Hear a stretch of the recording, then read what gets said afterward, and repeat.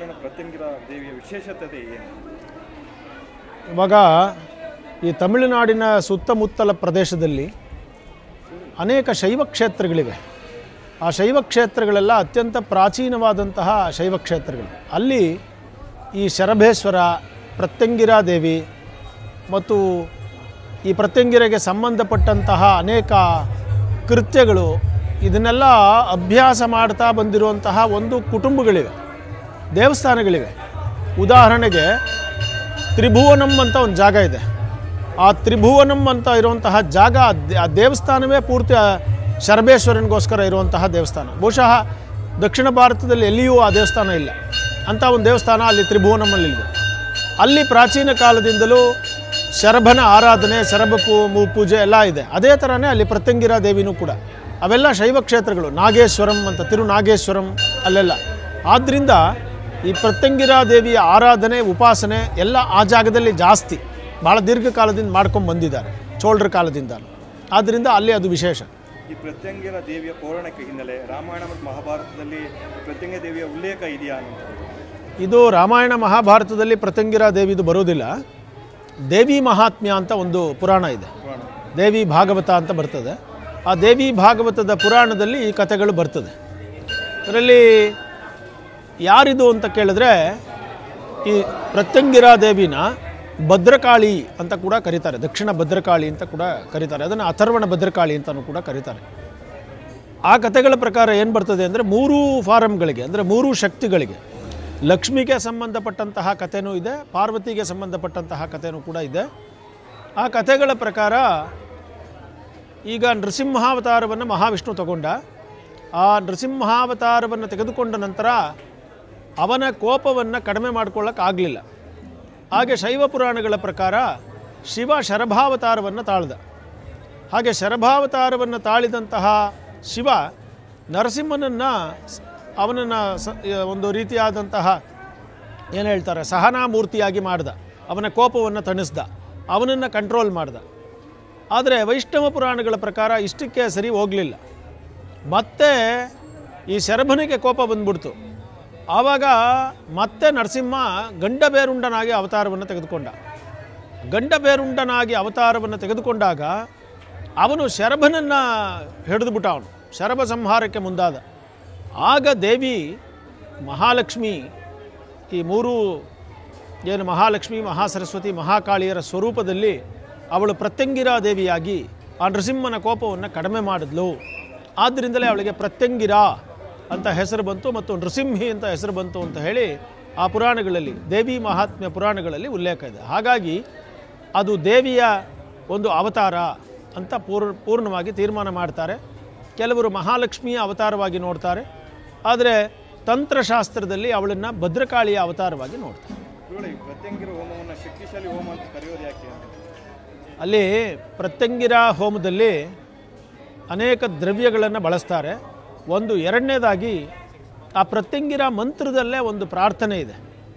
ನಮಗೆ ಯಾರಾದರೂ ಶತ್ರುಗಳು ಆಭಿಚಾರವನ್ನು ಮಾಡಿದರೆ ಆ ಆಭಿಚಾರಗಳು ಹೋಗಲಿ, ನನ್ನ ಶರೀರದಲ್ಲಿ ಯಾವುದಾದ್ರೂ ವ್ಯಾಧಿಗಳಿದ್ದರೆ ಆ ವ್ಯಾಧಿಗಳು ಹೋಗಲಿ, ಮತ್ತು ಯಾರಾದರೂ ನನಗೆ ಸಮಸ್ಯೆಗಳನ್ನು ಉಂಟು ಮಾಡ್ತಾ ಇದ್ದರೆ ಅವರನ್ನು ನೀನು ಕುಗ್ಗಿಸು, ನನ್ನ ಶತ್ರುಗಳ ಶಕ್ತಿಯನ್ನು ಸಂಹಾರ ಮಾಡಿ ನನ್ನನ್ನು ಕಾಪಾಡುವಂಥ ಆ ಮಂತ್ರದಲ್ಲೇ ಬರ್ತದೆ. ಹಾಗಾಗಿ ಅದೇನಾಗುತ್ತೆ ಅಂತಂದರೆ, ಆಭಿಚಾರ ಭೀತಿ ಇರೋರು, ಅಂದರೆ ನನ್ನ ಏಳಿಗೆ, ನಾನು ಮೇಲಕ್ಕೆ ಹೋಗಬೇಕು ಅಂತಿದೆ, ನನ್ನ ಹತ್ರ ಎಲ್ಲ ಪವರ್ ಇದೆ, ನನ್ನ ಹತ್ರ ದುಡ್ಡಿದೆ, ಕಾಸಿದೆ, ಎಲ್ಲ ಇದೆ, ಆದರೂ ಯಾಕೋ ನನಗೆ ಒಳ್ಳೆಯದಾಗ್ತಾ ಇಲ್ಲ. ಅಂತಹ ಸಂದರ್ಭದಲ್ಲಿ ಏನಂತ ಅನ್ಕೋಬೇಕು, ಒಳಗಡೆ ಇರೋರು ಯಾರೋ ನಮ್ಮ ಹತ್ತಿರದಲ್ಲಿರೋರೆ ನಮಗೆ ಹಿಂಸೆ ಕೊಡ್ತಾ ಇದ್ದಾರೆ ಅಂತ ಬಂದಾಗ ಈ ಪ್ರತ್ಯಂಗಿರಾ ಹೋಮವನ್ನು ಯಾರು ಮಾಡ್ತಾರೋ ಅವರಿಗೆ ಇದು ಆ ರೀತಿ ಶತ್ರು ಭೀತಿ ಹೋಗುತ್ತೆ ಅನ್ನುವಂತಹ ನಂಬಿಕೆಗಳಿದೆ. ಆದ್ದರಿಂದ ಮಾಡ್ತಾರೆ. ರಾಜಕೀಯ ನಾಯಕರು ಹೆಚ್ಚಾಗಿ ಪ್ರತ್ಯಂಗಿರಾ ದೇವಿಯ ಮೊರೆ ಹೋಗುವಂಥದ್ದು ಯಾಕೆ? ಅದೇ, ಇದು ರಾಜಕೀಯ ನಾಯಕರುಗಳಿಗೆ ಬಹುಶಃ ಈ ಒಳಶತ್ರುಗಳು ಅಂತ ಇರೋರು ಜಾಸ್ತಿ ಇರ್ತಾರೆ. ಆ ಒಳಶತ್ರುಗಳನ್ನು ಸಂಹಾರ ಮಾಡೋದಕ್ಕೋಸ್ಕರ ಇವ್ರುಗಳೆಲ್ಲ ಏನು ಮಾಡ್ತಾರೆ, ಪ್ರತ್ಯಂಗಿರಾ ಹೋಮವನ್ನು ಮಾಡಿಸಿದ್ರೆ ಒಳ್ಳೆಯದು ಅಂತ ಹೇಳಿ ಅವರ ಒಂದು ಆಸ್ಟ್ರಾಲಜರ್ಸ್ ಎಲ್ಲ ಹೇಳ್ತಾರೆ. ಹಾಗಾಗಿ ಪ್ರತ್ಯಂಗಿರಾ ಹೋಮವನ್ನು ಮಾಡೋದನ್ನು ಸ್ಪೆಷಲಿ ಈ ರಾಜಕೀಯ ವ್ಯಕ್ತಿಗಳು, ಈ ಶತ್ರುಗಳ ಭೀತಿ ಇರೋರು, ಮಾಟ ಮಂತ್ರಿಗಳ ಭೀತಿ ಇರೋರು ಅಲ್ಲಿಗೆ ಹೋಗೋದನ್ನು ನಾವು ನೋಡಿದ್ದೀವಿ. ಈ ಪ್ರತ್ಯಂಗಿರಾ ದೇವಿ ಹೋಮವನ್ನು ಬೇರೆ ದೇವಿಗಳಲ್ಲಿ ಮಾಡಿಸುವಂಥದ್ದು ಹೇಗೆ? ಯಾರು ಬೇಕಾದರೂ ಮಾಡಿಸ್ಬೋದು, ಪ್ರತ್ಯಂಗಿರ ಹೋಮವನ್ನು ಮಾಡಿಸ್ಬೋದು, ನಮ್ಮಲ್ಲಿ ಭಾಳ ಜನ ಮಾಡ್ತಾರೆ. ಆದರೆ ಇದನ್ನು ಸಾಮಾನ್ಯವಾಗಿ ವೈಷ್ಣವರು ಯಾರೂ ಮಾಡೋದಿಲ್ಲ. ಅಂದರೆ ವೈಷ್ಣವ ಪದ್ಧತಿಯಲ್ಲಿರೋರೆಲ್ಲ ಸುದರ್ಶನ ಹೋಮ ಇತ್ಯಾದಿಗಳನ್ನು, ನರಸಿಂಹ ಹೋಮ ಇತ್ಯಾದಿ ಮಾಡ್ತಾರೆ. ಈ ತಂತ್ರಗಳನ್ನು ಅಭ್ಯಾಸ ಮಾಡೋರು, ಅಂದರೆ ತಂತ್ರವನ್ನೇ ಅಭ್ಯಾಸ ಮಾಡೋರು ಬೇರೆ ಇದ್ದಾರೆ, ಅದಕ್ಕೋಸ್ಕರನೇ ಇದ್ದಾರೆ. ಅವ್ರನ್ನೆಲ್ಲ ಶಾಕ್ತರು ಅಂತ ಕರೀತಾರೆ. ಆ ಶಾಕ್ತ ಸಿದ್ಧಾಂತಗಳನ್ನು ಫಾಲೋ ಮಾಡೋರು ಈ ಒಂದು ಪ್ರತ್ಯಂಗಿರ ಹೋಮಗಳನ್ನು ಮಾಡಿಸ್ತಾರೆ. ತಮಗೆ ತಿಳಿದಿರುವಂತೆ ಯಾವೆಲ್ಲ ಪ್ರಭಾವಿ ನಾಯಕಗಳಿಗೆ ಈ ಥರದ್ದು ಯಾವ್ದಾರು ಮಾಡಿಸಿರುವಂಥ ಮಾಹಿತಿ? ಅಲ್ಲ, ನಾನು ಕೂಡ ನೇರವಾಗಿ ನಾನು ಯಾರನ್ನೂ ನೋಡಿಲ್ಲ. ನಿಮ್ಮ ಮಾಧ್ಯಮಗಳಲ್ಲಿ ಬರೋದನ್ನು ನೋಡಿದಾಗ ಎಲ್ಲ ರಾಜಕಾರಣಿಗಳು ಸಾಮಾನ್ಯವಾಗಿ ದೇವರ ನಂಬಿಕೆ ಇದೆ ಅಂತ ಹೇಳೋರು, ದೇವರ ನಂಬಿಕೆ ಇಲ್ಲ ಅಂತ ಹೇಳ್ಕೊಳ್ಳೋರು ಕೂಡ ಪ್ರತ್ಯಂಗಿರ ಹೋಮಗಳನ್ನು ಮಾಡಿಸಿರೋದನ್ನು ನೋಡಿದ್ದೀವಿ ನಾವು. ಎಲ್ಲ ಕಡೆ ಹೋಗಿ ಪ್ರತ್ಯಂಗಿರ ಹೋಮಗಳು, ಆ ಶಕ್ತಿ ದೇವತೆಯ ತಂತ್ರ ಹೋಮಗಳು ಇವುಗಳನ್ನೆಲ್ಲ ಮಾಡಿಸಿರೋದನ್ನು ನಾವು ಅಲ್ಲಲ್ಲಿ ನೋಡಿದ್ದೀವಿ. ಆದರೆ ಇವರಿವರು ಅಂತ ಗುರುತು ಹೇಳೋದಕ್ಕಾಗೋದಿಲ್ಲ. ಯಾಕಂದರೆ ಮಾಧ್ಯಮಗಳನ್ನು ಹುಡುಕಿದ್ರೆ ನಿಮಗೆ ಲೆಕ್ಕವಿಲ್ಲದೆ ಇರುವಷ್ಟು ರಾಜಕಾರಣಿಗಳು ಮಾಡಿಸೋದು ಗೊತ್ತಾಗುತ್ತೆ. ಆದರೆ ಪ್ರಭಾವಿ ನಾಯಕರು ಅಧಿಕಾರದಲ್ಲಿರುವಾಗ, ಅಂದರೆ ಮುಖ್ಯಮಂತ್ರಿಗಳು ಮಂತ್ರಿಗಳು ಆದಾಗ ಪತ್ರಿಕೆಗಳಲ್ಲಿ ವರದಿಯಾಗುತ್ತೆ. ಇದಲ್ಲದೆ ಎಷ್ಟೋ ಜನ MLAಗಳು, ಎಷ್ಟೋ ಜನ ರಾಜಕೀಯದಲ್ಲಿ ನಾವೇನೋ ಬೆಳಿಬೇಕು ಅಂತ ಆಸೆ ಇಟ್ಕೊಂಡಿರೋರೆಲ್ಲ ಮಾಡಿಸ್ತಾನೇ ಇರ್ತಾರೆ. ಇದನ್ನು ನಾವು ನೋಡಿದ್ದೀವಿ. ಈ ಪ್ರತ್ಯಂಗಿರ ಹೋಮದ ಪ್ರಕ್ರಿಯೆ ಹೇಗಿರುತ್ತೆ? ಯಾವೆಲ್ಲ ವಸ್ತುಗಳನ್ನು ಬಳಕೆ ಮಾಡ್ತಾರೆ? ಇದು ಹೋಮ ದ್ರವ್ಯಗಳಲ್ಲಿ ಬೇಕಾದಷ್ಟು ದ್ರವ್ಯಗಳನ್ನು ಹೇಳಿದ್ದಾರೆ.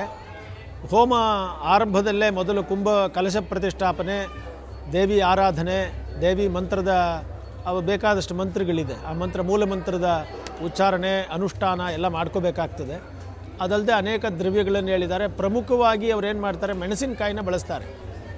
ಮೆಣಸಿನಕಾಯಿ ಗೊತ್ತಲ್ಲ, ಮೆಣಸಿನಕಾಯಿನ ಬಳಸ್ತಾರೆ. ಅದೇ ಅದರದ್ದು ಪ್ರಧಾನವಾದ ಅಂಶ. ಆ ಮೆಣಸಿನಕಾಯಿನ ಬೆಳೆಸಿ ಅದರಲ್ಲಿ ಹೋಮಗಳನ್ನೆಲ್ಲ ಮಾಡ್ತಾರೆ. ಅದು ಬಿಟ್ಟು ಬೇರೆ ದ್ರವ್ಯಗಳೆಲ್ಲ ಉಕ್ತ ದ್ರವ್ಯಗಳಿಂದ ಮಾಡ್ತಾರೆ. ಪ್ರತ್ಯಂಗಿರ ದೇವಿಯನ್ನು ಯಾವೆಲ್ಲ ಹೆಸರುಗಳಿಂದ ಕರೀತಾರೆ? ಯಾಕೆ ಆ ಹೆಸರು? ಪ್ರತ್ಯಂಗಿರ ಅಂತ ಕರೀತಾರೆ. ಪ್ರತಿ ಅಂಗಿರ ಅಂತ ಅಥರ್ವಣ ಸೂಕ್ತದಿಂದ ಬಂದಿರುವಂತಹದ್ದು. ಅದೇ ಥರ ನಿಕುಂಬಿಲ ಅಂತ ಒಂದು ಹೆಸರನ್ನು ಕರೀತಾರೆ ಪ್ರತ್ಯಂಗಿರಾಗೆ. ನೀವು ರಾಮಾಯಣದಲ್ಲಿ ಇಂದ್ರಜಿತ್ ಕತೆ ಬರುವಾಗ ಈ ನಿಕುಂಬಿಲ ಅದು ಬರ್ತದೆ. ಅಲ್ಲಿ ಪ್ರತ್ಯಂಗಿರ ಅಂತ ಹೆಸರಿಲ್ಲ, ಬಟ್ ನಿಕುಂಬಿಲಾ ದೇವಿ ಅಂತ, ಅಂದರೆ ಅದೃಶ್ಯ ಶಕ್ತಿಗಳನ್ನು ದಯಪಾಲಿಸೋಳವಳು ಅಂತ ಹೇಳಿ ನಿಕುಂಬಿಲಾ ಬಗ್ಗೆ ಹೇಳಿದ್ದಾರೆ. ಆ ನಿಕುಂಬಿಲಾನೇ ಈ ಪ್ರತ್ಯಂಗಿರ ಅಂತಲೂ ಕೂಡ ಕೆಲವು ಜನ ಹೇಳ್ತಾರೆ. ಇವಳಿಗೆ ಇನ್ನೊಂದು ಹೆಸರಿದೆ, ಮುಖದಲ್ಲಿ ನರಸಿಂಹ ಮುಖ ಇರೋದ್ರಿಂದ ಇವಳಿಗೆ ನಾರಸಿಂಹಿ ಅಂತ ಒಂದು ಹೆಸರು. ಅದಕ್ಕೆ ಪ್ರತ್ಯಂಗಿರಾ ದೇವಿ ಅಂತಲೂ ಕರೀತಾರೆ, ಅಥರ್ವಣ ಭದ್ರಕಾಳಿ ಅಂತಲೂ ಕರೀತಾರೆ, ಅದೇ ಥರ ನಿಕುಂಬಿಲ ಅಂತಲೂ ಕರೀತಾರೆ. ಅದೇ ಥರ ನೆಕ್ಸ್ಟ್ ಹೇಳೋದಾದರೆ ಈ ಥರ ನಾರಸಿಂಹಿ ಅಂತಲೂ ಕೂಡ ಕರೀತಾರೆ. ಇದೆಲ್ಲ ಅವರ ಹೆಸರುಗಳು, ಪ್ರತ್ಯೇಕವಾದ ಹೆಸರುಗಳಿವೆ.